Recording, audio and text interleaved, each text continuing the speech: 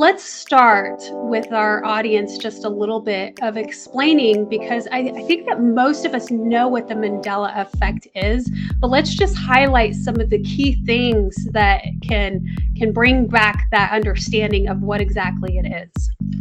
Yes. Okay. For people who are just new to the topic, the word Mandela is not mandala. Some people get those two confused. And it's Mandela along the lines of Nelson Mandela, named after Nelson Mandela, actually, because some time ago, people remember that they had seen that Nelson Mandela, maybe back in the mid-1980s, had passed away when he was incarcerated in jail on Robben Island. And that was a very sad thing that some people do remember, myself included.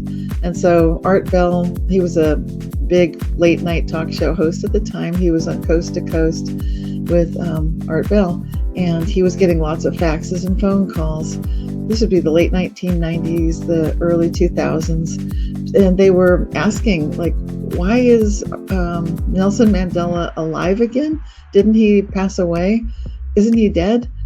And then the term Mandela Effect didn't quite come into being just yet.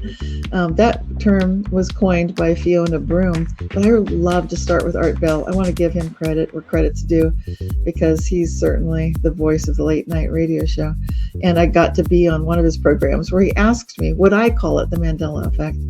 And I said, no, I'd call that particular scenario, I would call that the alive again phenomenon. But he was onto something about there's a group of people noticing something together, noticing collectively that we have an alternate memory. And that's the definition I would go to that's the one I use in my new book about the Mandela Effect and its society. I would say the Mandela Effect is a collective alternate reality.